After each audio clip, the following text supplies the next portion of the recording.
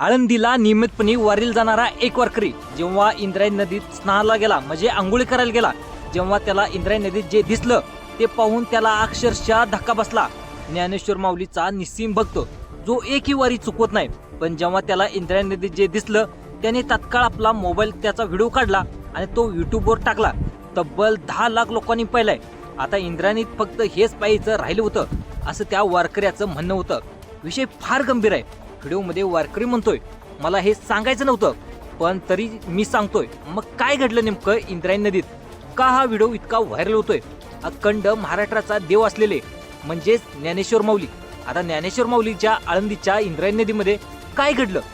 एकादशी दिवशी म्हणजे धक्कादायक इंद्रायणी नदीमध्ये एक घटना घडली ज्यामुळे संपूर्ण वारकरी संप्रदायाला विचार करायला भाग पडले. ज्ञानेश्वर माऊलीचं नाव घेतलं की डोळ्यासमोर उभं राहतं ती म्हणजे आपली इंद्रायणी नदी.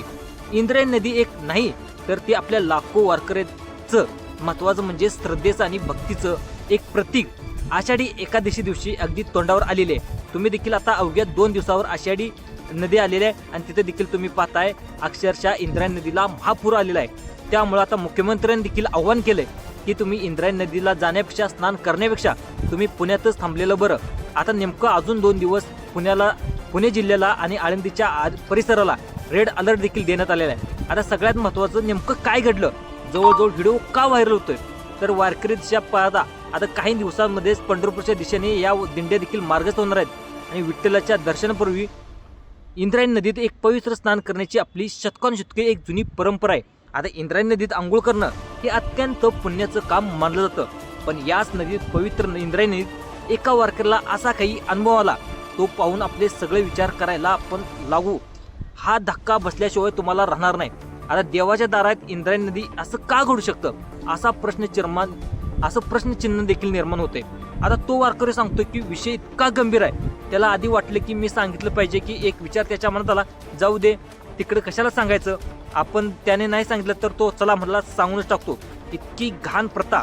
त्यामुळे त्या दिवशी तो आळंदीला आला आणि इंद्रायणी नदी म्हटले की आंघोळ करूयात, ज्ञानेश्वर माऊलीचं दर्शन घेऊयात.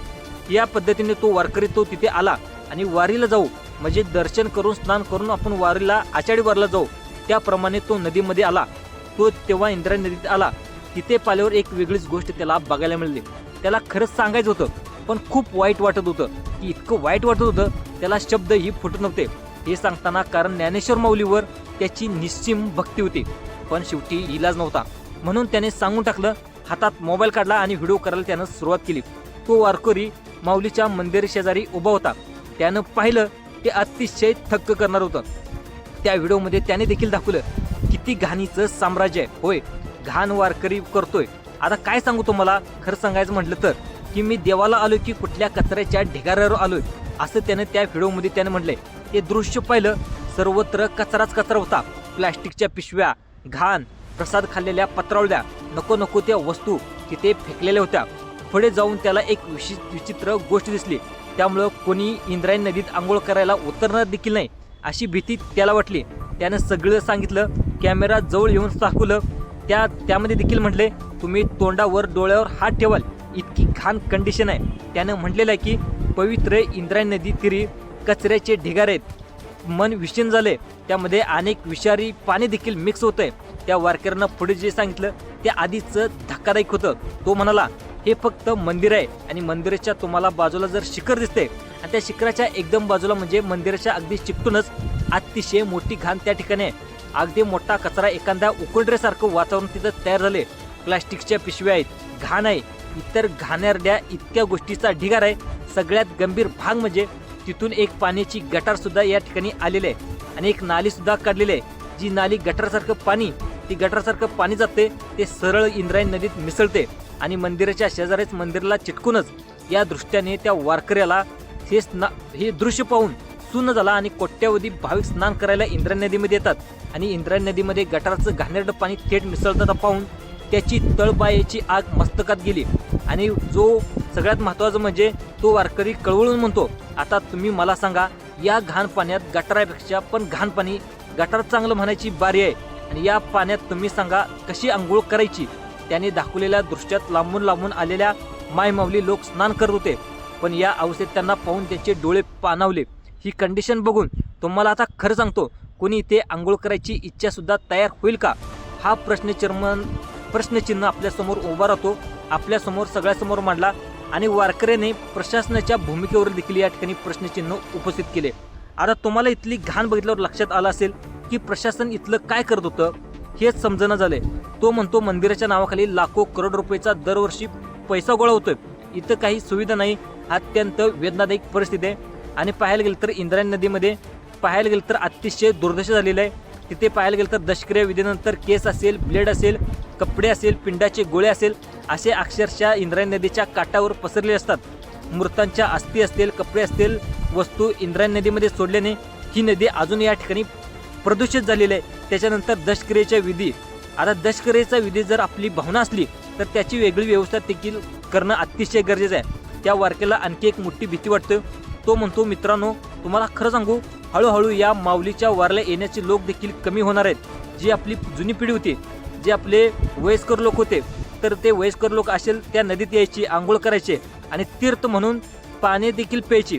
पण आता नवीन तरुण पिढी आहे, खरं सांगा ही नवीन तरुण पिढी या पाण्यामध्ये आंघोळ करेल का? तो प्रश्न विचारतोय. ही जर नवीन पिढी जर एकदा हळूहळू संपू लागली, निघून गेली, तर नवी पिढी ज्यावेळेस आता जे आळंदीच्या वारच्या दिशेने येत आहे, तर हा वारकरी म्हणून येत आहे, पण जेव्हा इतकी घाण पाहतील मग कसं होईल, ही वारी कशी चालेल? तर पाहायला गेलं तर सगळ्यात महत्त्वाचं गोव्याचं उदाहरण घ्या. पुढे म्हणतात की आषाढी वारी येणाऱ्या माणसांची संख्या हळूहळू कमी व्हायला लागेल.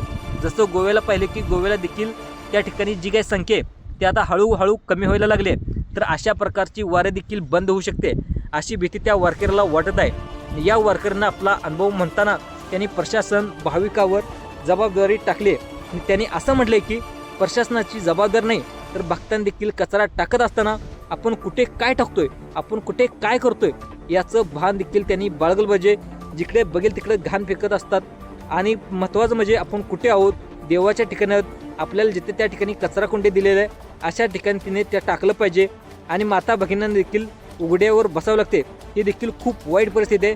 त्यामुळे लोकांनी देखील भाविक भक्तांनी देखील काळजी घेणं अतिशय महत्त्वाचं आहे असं या व्हिडिओमध्ये त्यांनी सांगितलेलं आहे.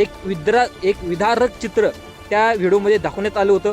पण एक आशेचा किरण भाविक भक्तासाठी एक आनंदाची बातमी आहे की ती म्हणजे महाराष्ट्र शासनाने देखील एक पाऊल उचललेलं आहे, महत्त्वाचं पाऊल उचललं आहे.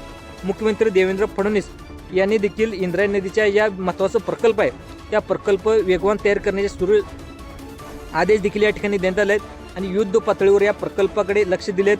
आणि माध्यमाशी बोलताना मुख्यमंत्र्यांनी देखील सांगितले की इंद्रायणी नदीच्या या प्रकल्पाचं काम आता सध्या युद्ध पातळीवर सुरू आहे. इंद्रायणी नदीची स्वच्छता आणि त्याचं संवर्धन यासाठी सरकार पूर्ण ताकदीने काम करणार आहे. नदीतील प्रदूषण करणं, दशक्रिया जी काही आपली दशक्रिया विधी आहे त्या दशक्रिया विधीची व्यवस्था वेगळी करणं, नदीकाठच्या परिसराची स्वच्छता राखणं यावर भर दिला जाणार आहे. आळंदीत करोड रुपयाची योजनेची केवळ घोषणा नाही तर त्याची पूर्व तयारी देखील या ठिकाणी करणं आता गरजेचं आहे. हे सरकारनं आता ओळखलेलं आहे. या आषाढी एकादशीच्या निमित्ताने शासनाने देखील इंद्रायणी स्वच्छ आणि निर्मळ करण्यासाठी जोरदार तयारी देखील सुरू केलेली आहे.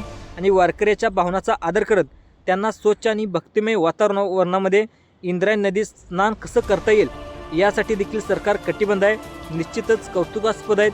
तर राज्य सरकारने हा महत्त्वाकांक्षी प्रकल्प हाती घेतलेला आहे, त्यावर युद्धपातळीने काम सुरू केलेलं आहे. हे पाहून वारकऱ्याच्या मनामध्ये देखील एक अत्यंत आशेचा किरण पुन्हा निर्माण झालेला आहे. महत्त्वाचं म्हणजे लवकरच आळंदीची इंद्रायणी नदी पुन्हा प्राचीन आणि पवित्र आणि निर्मळतेने नटलेली दिशेला आपल्याला दिसणार आहे. तर या प्रयत्नाबद्दल शासनाचं देखील मनपूर्वक अभिनंदन करणं गरजेचं आहे. तरच सगळ्यात महत्त्वाचं म्हणजे त्या वारकऱ्याने या व्हिडिओतून एक गंभीर संदेश दिला आहे. तर या व्हिडिओमध्ये आता तुम्हाला काय करायचं आहे, हा व्हिडिओ तुम्हाला जास्तीत जास्त शेअर करा. आणि आज जो व्हिडिओ आहे तो भरपूर लोक पाहिलेले देखील व्ह्यूज देखील आलेत आणि भरपूर प्रेक्षकांनी त्याला पाहिलेलं आहे. पण ही प्रशासनाने आता त्यांच्या प्रयत्न सुरू केलेत. पण प्रत्येक भाविकाचं देखील त्या ठिकाणी जबाबदारी आहे की आपण कुठल्याही धार्मिक स्थळी, कुठल्याही महत्त्वाच्या प्रेक्षणीय स्थळी किंवा कुठे जातो तर आपण जो काय आपला कचरा आहे किंवा आपल्याबरोबर आणलेल्या निर्योपयोगी वस्तू आहेत तर त्या कुठेही टाकून न देता कचरा कुंडीमध्ये टाकणे गरजेचं आहे. जर जागेवर कचरा कुंडी नसेल तर त्या ठिकाणी तुम्ही दुसरीकडे जिथे कचरा कुंडी असेल तिथे नेऊन आपल्याला टाकले पाहिजे. कारण प्रशासन या ठिकाणी प्रत्येक ठिकाणी लक्ष देऊ शकत नाही. आपल्याला देवाची किंवा आपल्या धार्मिक स्थळाची काळजी घेणं प्रत्येक भाविकांचं आणि नागरिकाचं कर्तव्य आहे. त्यामुळं आपण देखील प्रशासनाला सहकार्य करणं गरजेचं आहे. त्यामुळे चंद्रभागेच्या स्वच्छतेसाठी प्रत्येकाने प्रयत्न गरजेचा आहे. आणि मग इंद्रायणी नदीच्या नव्या प्रवासात आपण देखील सहभागी होऊया आणि वारीचा ही महान परंपरा आहे ही अशीच अविरत चालू राहू यासाठी देखील माऊली चरणी प्रार्थना करूया. रामकृष्ण हरी. तर पुढील व्हिडिओसाठी पाहण्यासाठी आपल्या चॅनेलला सबस्क्राईब देखील करून ठेवा. धन्यवाद.